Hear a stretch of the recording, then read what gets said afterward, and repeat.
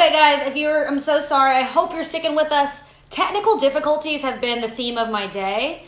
So we're moving back on. Cleo's about to join us back on here, guys. Again, I'm so sorry about that. We were just talking about his career early on as Aroni from the movie Holes, and now we're going to start talking about his current life and what he's been doing since. So a lot of you guys are still with us. Thank you so much. Let's bring him back on. Hopefully that does not happen again. All right. We're waiting for him to pop back on here. Uno momento, por favor. And there he is. All right, guys. This is going to be better. Take two. Take two. Cleo Thomas. And I feel like there's more of you watching now because you're ready to see what else could possibly go wrong here. We back. I think the thing about the Braxton beat is like something has to go wrong in the middle of it, and then we just show how to salvage it, and then because that's basically the story of my life. That's all. See, but you adapt. You adapt and conquer. You've done that already in life. There's nothing to you. That is right. This is all done on purpose. By the way, our viewership has doubled since we lost viewers, so this is all planned. Welcome. Okay, so obviously you did Holes. Also, you mentioned earlier that The Rock was the reason why you fell in love with wrestling, and then lo and behold, you got to work with the man. Yeah, man. We got a chance to do a film called Walking Tall together, which was a remake of an OG film that people loved way back in the day. It was directed by Kevin Bray. And, yeah, man, we shot it in Vancouver, Canada. I show up on set, and I'm like, yo, this is really happening. We shot it in the summer. I had my whole family with me because my brothers were on summer vacation. So I show up to set, and I have the portable PlayStation, the one with the flip-up screen, the first PS1, Yep. and I happen to have the SmackDown video game with me. So I pop it in. I'm playing on set, and he walks over. He's like, what are you playing? I said, I want to play you in SmackDown. He chooses himself. I choose Stone Cold, and we went at it, and we played our very first match of SmackDown on the set of Walking Tall, man. Who gets to have a story like that? Like no one. Not many people. I'm very thankful for that. Not many people can do the things I've done in life, so I do take them with pride. I do. Did you keep in touch with him at all after that, or have you gotten? We ran into each other at the MTV Movie Awards. We ran into each other at a bunch of red carpets. So it's always a great embrace to know that I got a chance to work with The Rock, as he was building the stepping stones to becoming the biggest draw in box office Hollywood history. The guy really does mean that much. And I'm sorry, certain people in this world are just built for things. Rock has been built for this since before he probably even stepped foot in the ring. Since Fanny Pack and turtleneck days. Let's not forget the stance of The Rock, though. The stance. The stance of Rock. When I finally met him for the first time back when SmackDown, we had our Fox premiere. Yeah. And I saw him meeting everybody, and I'm like that person who hates going up to celebrities. But I was like, it's now or never. I can't not go introduce myself. So I saw him. He was like, you could tell he was kind of like wanting to go back into his dressing room or trailer or whatever. I'm like, it's now, Kayla. I ran up to him. I was like, Mr. Rock. And I said, Mr. The Rock, I think is what I said. Because I was smooth. Mr. The Rock. And then I blacked out for the whole conversation. But I do remember he was extremely nice. He took a picture with me. But I was sweating. Like I had the mustache sweat type situation going on. No idea what we talked about. I don't even know if I told him my name, to be honest. I think I was just, hey, Mr. The Rock, I'm a fan. Can I get a picture with you? But he was super nice. So that's really cool. You had a much cooler experience than I did. It's all good. Mustache sweat and all, it's all good. It's part of the appreciation of him. Well, now as a modern day, a still fan of modern day WWE. Of course, what's been going on with how we've had to do things lately at the WWE Performance Center in Orlando in front of no fans. And I'm sure you've been watching this go down. Yeah. What have been your thoughts as someone who's been watching the product for basically your whole life? It's always good to see change, and it's good to see WWE figure out how to adapt with what's going on currently. And to be honest, we all we need the WWE. We need it. I remember when all this stuff first popped off, man. I know WrestleMania was on my calendar like it is every single year. And I looked at the calendar, and I looked at what was happening. I'm like, okay, what's going to happen? Because no NBA, no fans. Yep. But WrestleMania, like, nah, this can't be happening. You can't take away Mania. There's too many storylines being built up. Edge just came back to fight Orton. What is going to happen? And sure enough, we got our WrestleMania, a WrestleMania that was too big for just one night. We got it on 2 nights. So I felt spoiled. I did, and I enjoyed the show. I'm still enjoying the shows. I watched Raw last night. I'm looking forward to SmackDown. I'm enjoying it still, man. I need it. I need the WWE.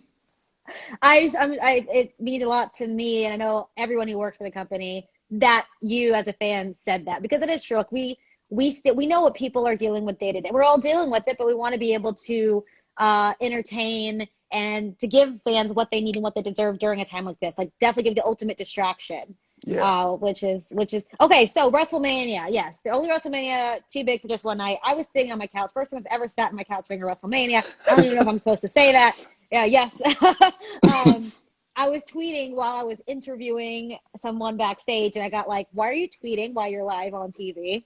Anyway. Y'all ain't supposed to see all that. Y'all not supposed to connect the dots. Relax. I have an assistant tweeting from me in the back. There we go. Okay, so you mentioned Edge and Orton.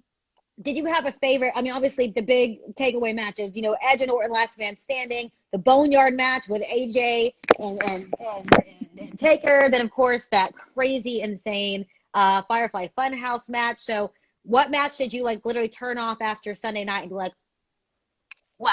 After I experienced the entire WrestleMania, the matches that stood out, for sure the Boneyard match between Undertaker and AJ Styles, that was like nothing we've ever seen before. But it just proves once again how WWE can just adapt and give you something really special, especially on a night like WrestleMania. To see Taker pull back up with the motorcycle and let it be known, hey, this ain't dead man, getting up out of the casket. No. I'm pulling up for a fight. Yep. I really enjoyed that. I enjoyed the Firefly Funhouse match between Bray Wyatt and John Cena. That to me, that was art. To me, that was them expressing a timeline of what it's like to be dealing with the WWE and be a superstar. I really enjoyed that as well. And then the Seth Rollins versus Kevin Owens match really stood out to me, and it was really interesting to see Seth Rollins pull up on Drew McIntyre last night. Okay, so what are our thoughts on that? So, yeah, Drew McIntyre, obviously, I imagine you agree that he was deserving of winning that title. Yeah. Yeah. And then, what do we think about the Monday Night Messiah has got to get, I mean, I guess we can't be surprised about this. You can't. Seth Rollins, you look at the origin of this man. He is the architect. He always has a plan. He always gets what he wants. And to know that he went right after Drew McIntyre after that insane match with Cien Almas, he wants to put himself back in that big title picture. And we'll see how it plays out between them. Yeah. And then, okay, what about this one? What about the fact, we were curious, I think, after Braun Strowman became, the new Universal Champion, which was obviously a shock to everyone. I was like, is Bray Wyatt going to come back after that title? And it's like an old Wyatt family clash type situation. And of course, we saw that happen this past week. I don't know what the heck is to be expected. That's a match I would love to see, though, Braun versus Bray. Absolutely, because Bray Wyatt is the one who brought Braun Strowman into the WWE. Let's not forget Braun Strowman's debut. We always saw the Wyatt family, and then all of a sudden there was another guy who was humongous compared to the rest of them. Now, they were all pretty big guys, but Braun, when he showed up with that black sheep mask and he took it off, he looked like a wild man. And next thing you know, as time has gone on, he is now the Universal Champ. But Bray has come calling. Bray wants his title back. So let's go. Let's see what it's like, man, to go creator versus created. And tell you what, the Fiend has a way of just, I don't know if the word is destroying.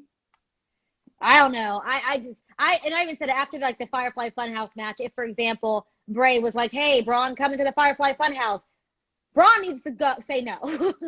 You don't want Braun to even anywhere near it, huh? No, we gotta protect the monster. Okay, I'm gonna stop down real quick. Are you frozen again? I am frozen again. But am I frozen? You are frozen. Oh my gosh, I don't know what's going on with technology. Listen, there's ways around this whole frozen thing. I'm gonna hit you later on today, and I'm gonna give you the whole setup to make sure this never happens on the next Braxton Beat episode. I promise. Yeah, I got you. We're gonna have you back. Hopefully one day we can even have you on the bump in studio. But before, people can still hear the audio, so before we let you go, and I'm so sorry this has happened. Where can people check you out? There's so much more about you I want people to learn. Again, your slick living, Your goddess among men. Where can we find more about you? Everything through social medias, of course, at Cleo Thomas, KHLEO THOMAS. You can find me on Instagram. You can find me on my Twitch. You can find me on YouTube, Cleo Thomas TV. I know we're frozen right now, so you guys can't see it, but I actually wanted to announce the fact that I will be giving away a WWE pay-per-view chair on my Instagram later today. I'm showing it, but you guys can't see it because it's frozen. It is from Hell in the Cell, the Staples Center, October 25th, 2015. It has Brock Lesnar and The Undertaker's face on it. I will be giving this limited edition pay-per-view chair away to one of you WWE fans just like me out there today. So make sure you guys follow me on Instagram for all the details. Yeah, and just because of this whole situation, Cleo, if you want to like post a short video on your IG on your story, tag me with that same information, and I'll retweet it or repost it so we know people can head over there and get that. Sounds good to me. We're gonna do this again. I'm so technology. I hate it. I hate it. But this was really fun. It's always great to see your face, frozen or not. It's always great to see you too, Caitlin. And we'll talk soon. Sounds good.